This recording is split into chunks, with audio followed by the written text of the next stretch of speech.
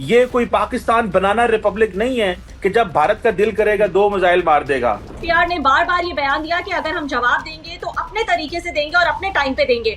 तो जवाब जो हमने दिया तो शायद इंडिया एक्सपेक्ट नहीं कर रहा था ये। सच्ची बात तो यह है कि मोदी साहब ने ही called for it and we have responded it. Indians परेशान है कि उनका मुल्क तो अच्छा भला चल रहा था, उनकी इकोनॉमी बेहतर थी, ये पाकिस्तान के साथ लड़ाई किस चीज की शुरू कर दी है। लेकिन एक प्रॉब्लम है, जब हम जंग की बात कहते हैं ना, हम जिंगोइज्म नहीं चाहिए, तो वो फिर समझते हैं ये इनकी कमजोरी है। आपको पता है नरेंद्र मोदी की अपनी वेबसाइट नहीं चल रही। जी अस्सलाम वालेकुम। कमर चीमा साहब डिफेंस एनालिस्ट हमारे साथ मौजूद हैं और इनसे बात कर लेते हैं जो सिचुएशन रही रात भर पाकिस्तान और इंडिया के बीच में, बहुत ही एक्स्ट्रा ऑर्डिनरी डेवलपमेंट हुई, इस हवाले से बात करते हैं। कमर, हमने तो बार बार बात की कि हम रिस्ट्रेंट दिखाना चाहते हैं, हमने बहुत तहम्मुल का भी मुजाहिरा किया, लेकिन हम जानते हैं कि आईएसपीआर ने बार बार ये बयान दिया कि अगर हम जवाब देंगे तो अपने तरीके से देंगे और अपने टाइम पे देंगे। तो जवाब जो हमने दिया तो शायद इंडिया एक्सपेक्ट नहीं कर रहा था ये। देखिए, भारत बिल्कुल ये एक्सपेक्ट नहीं कर रहा था। भारत समझ रहा था कि ये इसी तरह ब्लफ मारते हैं, और पाकिस्तान एक ही चीज कह रहा था, हमें फोर्स ना करें, हमें इस डायरेक्शन में ना लेके जाएं। हमने we didn't call for this, we didn't want this. The people of Pakistan, और मैं एक बात बताऊं, the people of India didn't want this. आज जो कुछ भारत कर रहा है या हो रहा है, ये नरेंद्र मोदी जो है, ये वो उनका आर्किटेक्ट है वो इस चीज के। वो आज के नहीं, बड़े पुराने इस चीज का ख्वाब सोच के बैठे हुए थे कि मैंने पाकिस्तान के साथ कब युद्ध करना है, कब लड़ाई करनी है, मैंने कब हालात खराब करने हैं। और इंडियंस परेशान है कि उनका मुल्क तो अच्छा भला चल रहा था, उनकी इकोनॉमी बेहतर थी, ये पाकिस्तान के साथ लड़ाई किस चीज की शुरू कर दी है। और देखिए, पाकिस्तान एक चीज याद रखें, ये कोई पाकिस्तान बनाना रिपब्लिक नहीं है कि जब भारत का दिल करेगा 2 मिसाइल मार देगा। पाकिस्तान को अपनी जो कन्वेंशनल डिटेरेंस है उसको मेंटेन करना पड़ेगा, और पाकिस्तान ने अपनी कन्वेंशनल डिटेरेंस को आज मेंटेन किया है। और इंडिया को बड़ी समझ है, बड़ी क्लैरिटी है, उनको पता लग चुका है कि पाकिस्तान क्या कर सकता है।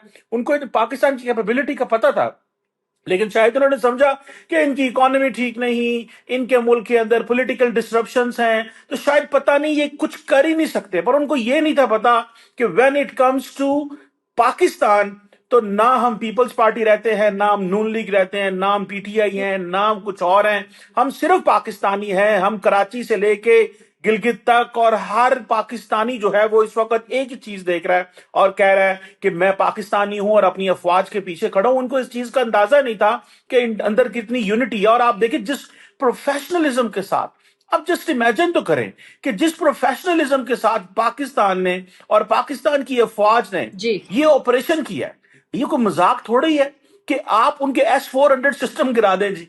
$1 अरब से ज्यादा का वो सिस्टम है, और जिसके ऊपर वो सारा रिलाय करते हैं।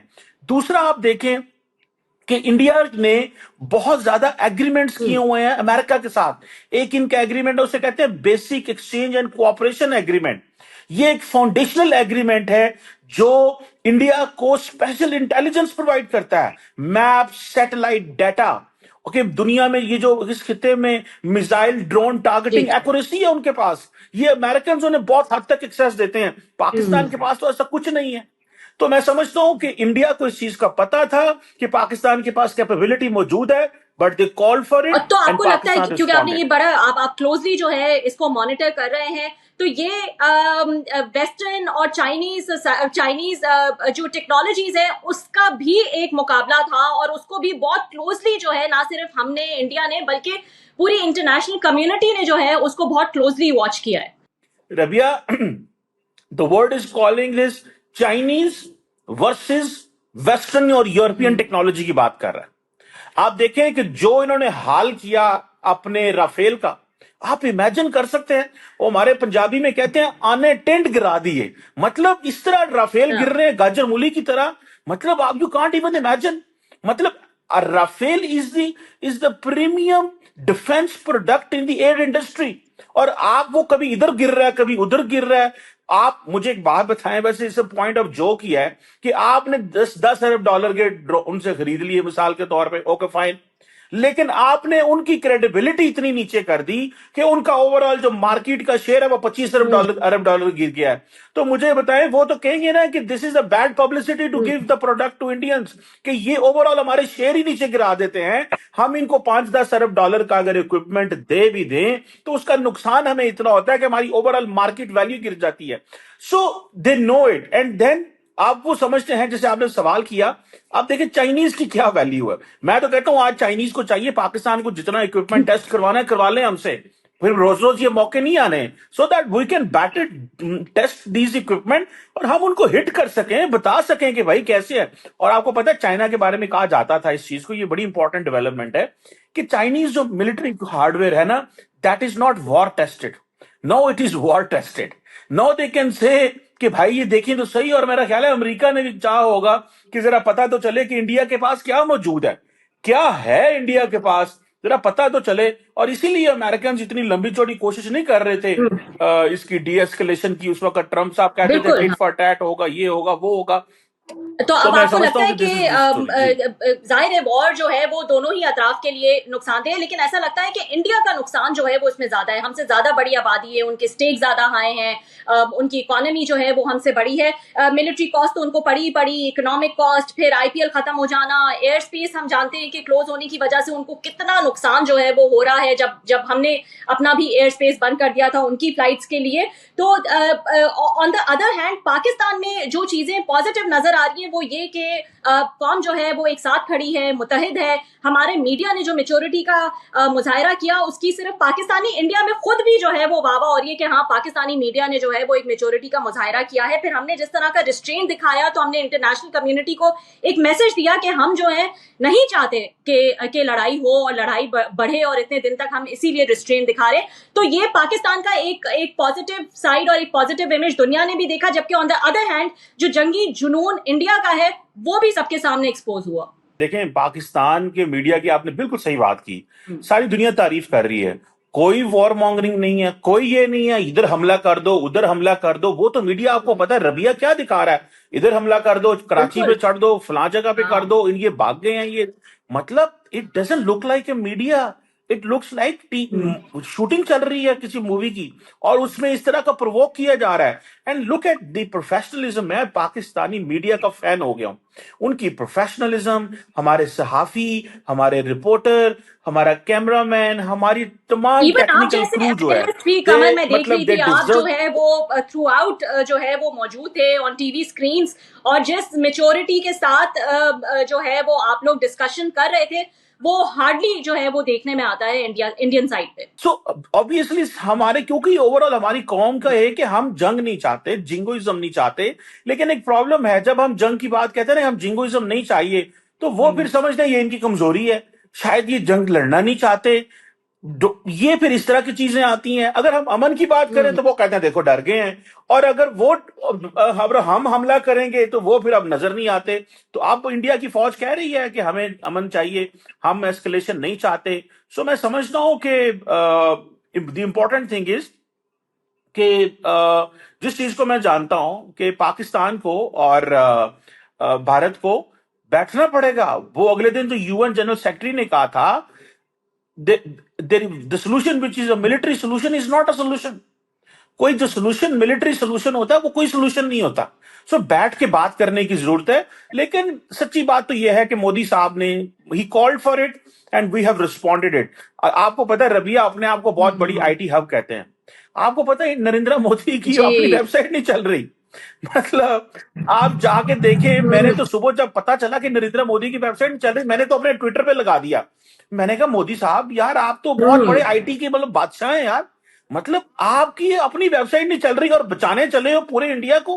कुछ शर्म की बात करो, कुछ हया करो।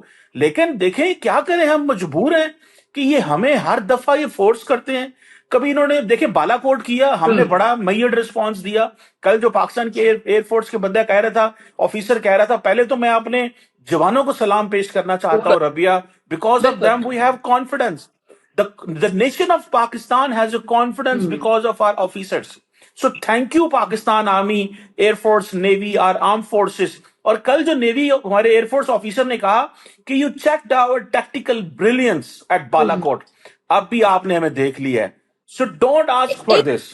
और मैं कहता हूं कि एक एक मतलब चीज कमर जो मैं आपसे जरूर जी, इस पे एक कमेंट चाहूंगी वो ये कि इंडिया ने कोई 5 के करीब मिसाइल जो है वो अपने अमृतसर में भी गिराए और फिर उसका इल्जाम जो है वो पाकिस्तान पर लगा रहे थे।